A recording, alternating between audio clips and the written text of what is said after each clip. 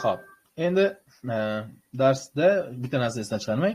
Zero conditionalni bilyapsiz, ya'ni 0 shart ergashganlik qo'shma gap hisoblanadi va if'li gap buning formulasi birinchi navbatda if plus present simple bo'ladi va buni teskari holat ham bilasiz.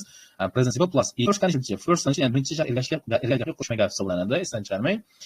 Kerakli bo'ladigan joyda if yoki when turibdi. Plus present simple virgul va future simple turibdi. Ya'ni undan keyin present simple bo'lyapti, esdan chiqarmang. Yoki future simple plus if yoki when plus present simple ishlatyapsiz. Mana shu formuladan siz kerakli joyda bo'lish kerak. Chunki aynan bu formulalar bilmaysiz agar if'li gapni oldiga siz future simpleni qo'yib qo'yasiz-da. Buning uchun har doim esdan chiqarmang.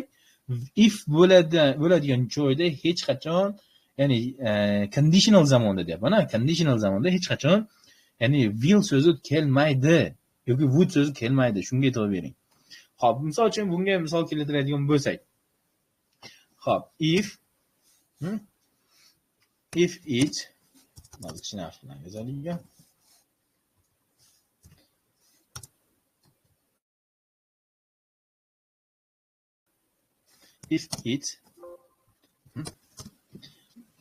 If it rains, bilasizki, buni qachon ishlatamiz? Mana qarang. If it rains, rains, chunki itli bo'lgandagi present simple ishlatamiz. Present simple bilasizki, he she'ga nisbatan s yoki s ishlatamiz.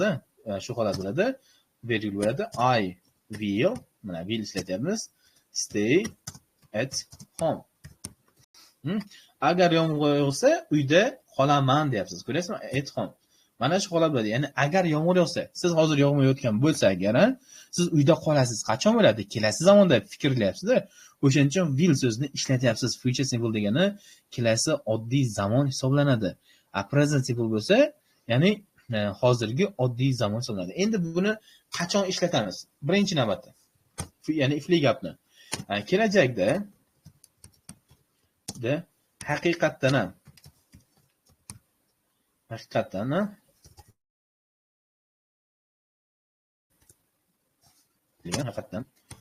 bo'lishi mumkin bo'lgan holatlarga nisbatan ishlatamiz.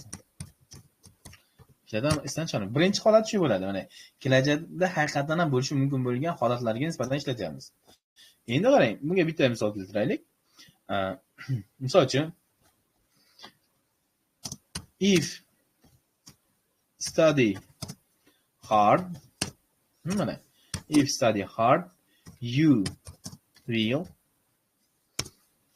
will pass the exam. Agar qattiq ya'ni o'qisang, sen imtihondan o'tasan deyapmiz. Ko'ryapsizmi? You will pass the exam bo'ladi. Ya'ni bekorga emas. Ya'ni kelajakda haqiqatan bo'lishi mumkin bo'lgan ish holatlar bo'ladi. Agar siz qattiq o'qimasangiz, imtihondan o'ta olmaysiz. Bu aniq narsa. Chunki kelajakda haqiqatan sodir bo'ladi buni. Universitetda topshirsangiz, agar qattiq o'qimasangiz, bekordan topshiravermaysiz. Misol uchun davlat universitetlariga haqiqiy bilim bilan oladi. Ya'ni xususiy universitetlarchi. Oddiygina misol keltirganda, bilimiz yo'q bo'lsa, olaveradi xususiy universitet. Chunki ularga odam soni kerak xolosda, ko'pida. Men hammasida demoqchi emasman, ko'p universitetlar, xususiylar shunaqa bo'lyapti. O'shaning uchun baribir davlat universitetlari davlat hisoblanadi, esdan chiqarmang. Keyingisi real va mumkin bo'lgan shartlarga nisbatan ishlatamiz. Mana ko'rasizmi?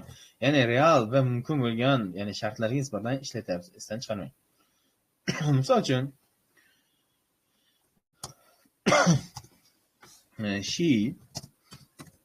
she will be late if misses the bus. Qarang. Agar avtobus o'tkazib yuborsa, kech qoladi. To'g'rimi? Ayni real mumkin bo'lgan ish harakati, to'g'ri shart bo'lyapti. Chunki misol uchun Kosonsoyni bilmayman, Kosonsoyda ko'p mashinalar bilasiz, avtobuslar minutiga kelmaydi.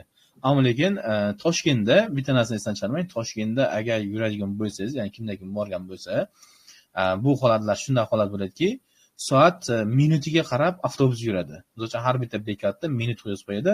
10da kelyapti, bu holatda kelyapti. Ayniq shu holatda bo'ladi. Akosonda bunaqa emas. Ayniq bu narsada. Ammo lekin ya'ni chet davlatlarda deyishingiz mumkin yoki xohlagan chet davlatingizga boring yoki Toshkent shahariga boring, aynan minutiga qarab, minut 10 minut bo'lyapti, 10 minutda keladi. Bu haqiqiy shartli bo'lgan ish harakatda. Misol uchun she will be late if she misses the bus. Misol uchun agar u deymiz, misol uchun agar avtobusni o'tkazib yuborsa, kech qoladi. Mana sizlarga ikkinchi, ya'ni formula bo'yicha gap tuzib berdim mana.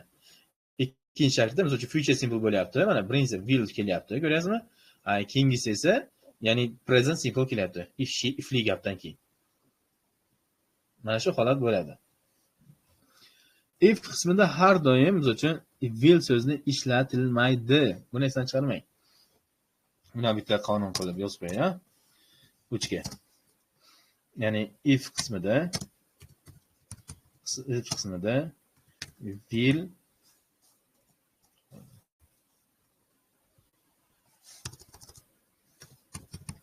will ishlatilmaydi. Esdan chiqarmang. Misol uchun ishlatilmaydi. Misol uchun if you study deydigan bo'lsangiz, agar sen o'rgansan, if you will study deydigan. If you will study deydigan bo'lsangiz, bu nima bo'ladi? Xato bo'ladi. Xato hisoblanadi. Esdan chiqarmang. Xato hisoblanadi. Chunki buni asosiy negizi bu emasda, ya'ni if'li gapda hech qachon will ishlatilmaydi. Shunga e'tibor bering. Xo'pmi? Keyingisi misol uchun yodda saqlash uchun bitta narsani esdan chiqarmang. If'li gapda, ya'ni shart ergashgan qo'shma gapda deydigan. If'li gapda misol uchun hozirgi zamon ishlatamiz. Esdan chiqarmang. Qaysi zamonlarda ishlatamiz hozirgi zamonni? Ya'ni zero conditional yoki first conditional da ishlatamiz. Esdan chiqarmang. Yoki birinchi null conditional hisoblanadi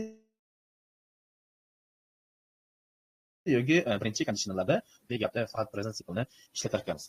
Esdan chiqarmang. Misol uchun if you study you will pass the exam. Misol uchun if it rains, agar yomg'ir yog'sa you will stay at home. Bu haqiqiy realniy ish harakatlar bo'ladi. If'li gapda hech qachon will so'zni ishlatmaysiz. Buni esdan chiqarmang. Xo'pmi? Endi aynan if'liga doir kerakli bo'ladigan so'zlardan biri shular hisoblanadi va kelajakda bo'lishi mumkin bo'lgan real holat, misol holat yoki uning natijasi haqida gapirish uchun ishlatamiz. Esdan chiqaring. Misol uchun asosiy qoidani, misol asosiy qoida deb yozib qo'ying. Qoida. Esdan chiqarmang. Ya'ni first conditionalni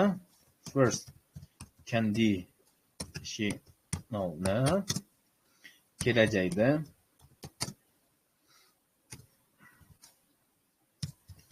bo'lishi mumkin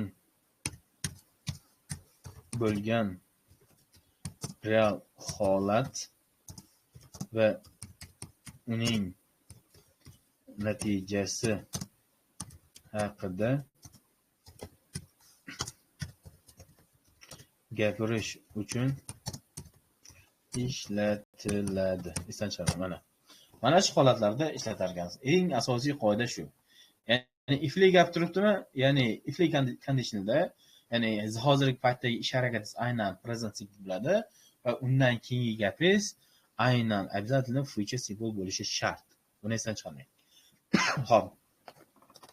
Asosiy qoidalar, ya'ni future, ya'ni if'li gapda first conditionalda shulardan iborat. Esdan chiqarmang. Chunki siz kerak, ya'ni ham present simple-ni, ham future simple-ni aynan o'tgansiz, ya'ni ko'p uchun to'g'ri boshida sizga hech qachon o'tmaydi, ya'ni present simple-dan future simple-dan qaysi bir o'quv markaziga borsangiz ham, boshqa joyga borsangiz ham hech qachon sizdan boshida ma deb olmani, misol uchun yosh bolaga, 1 yashar bolaga ma deb olmani berib qo'ymaysiz-ku, to'g'rimi? Har doim, ya'ni sekin-sekin misol uchun olmani ozini tishlab berasiz yoki chaynalib yurash shunaqa holatlarda bo'ladi-da, ya'ni darslar. Ba'zida boshlang'ich nuqtasi shu holatda bo'ladi. Hech qachon mana deb olmaydi deb qo'ysangiz, u bola nima bo'ladi? Yo'q tiqilib qoladi, yo'q bir narsa bo'ladi. O'shaning uchun u tushunmay ketaveradi-da. O'shaning uchun har doim, ya'ni boshlang'ich nuqta asosiy kerak. Mana sizlar bilan почти 30-dekabrda darsni boshlagan bo'lsak, почти mana bir oydan beri sizlar bilan dars o'tayotgan bo'lsak, boshida ko'rdingiz, ya'ni alfabetdan boshlagan. Chunki alfabet ingliz tilini listening ham readingni asosiy qismlaridan biri hisoblanadi. Xo'p, endi sizlarga test tuzib beraman.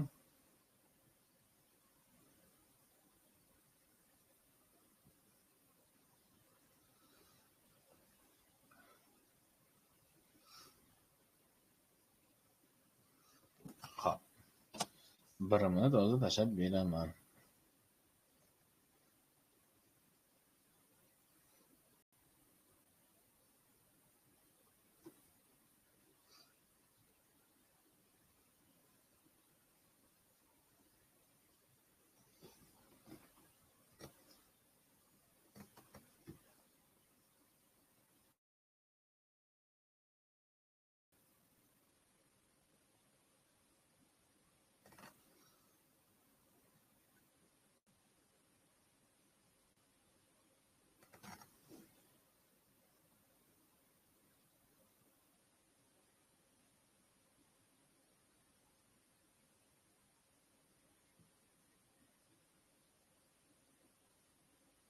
Mana to'rtta test tashladim. Qani ishlanglarchi?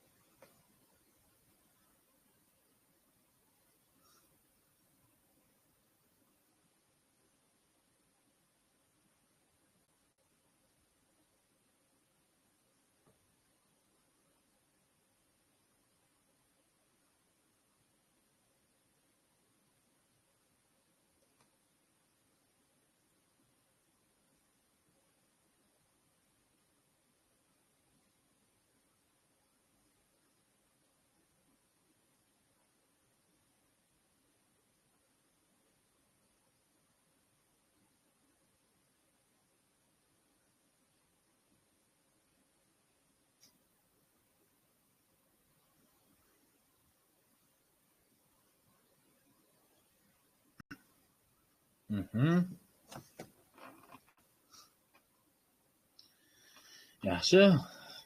Qani tezroq ishlanglarchi, men keyin javobini tashlayman.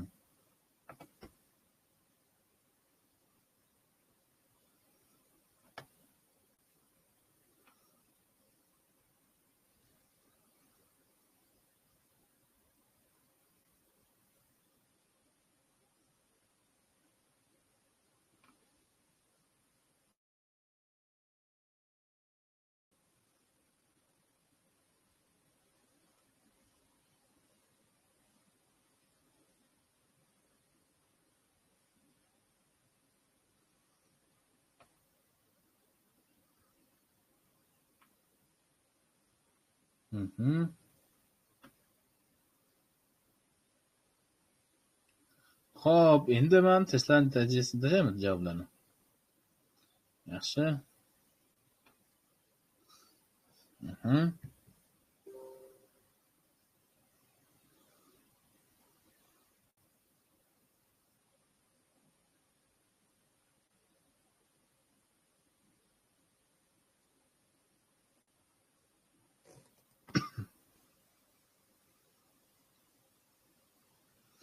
Qani, nechtadan eshitdinglar ekan? Bundan ko'p kishi xato qildi.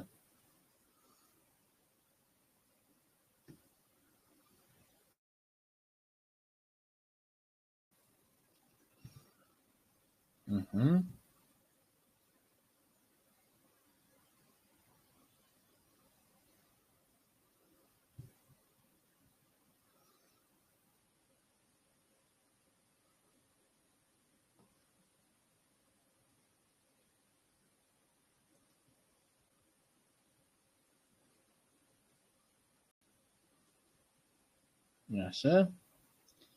Bitta ekan, ikkita xato ekan, 100% ekan, bitta xato ekan. Yaxshi.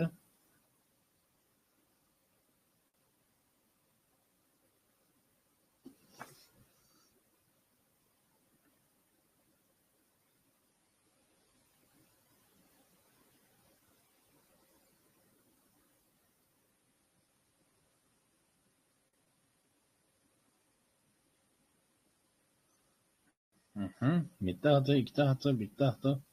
Xato qilmasligingiz kerak. Yaxshi. Ikkita xato, hech qisi yo'q. Bitta xato.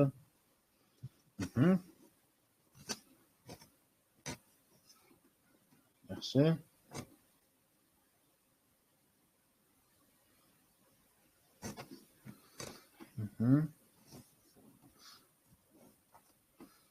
Xo'p, qani men endi yana bitta test tashlayman. Buni ishlanglarchi.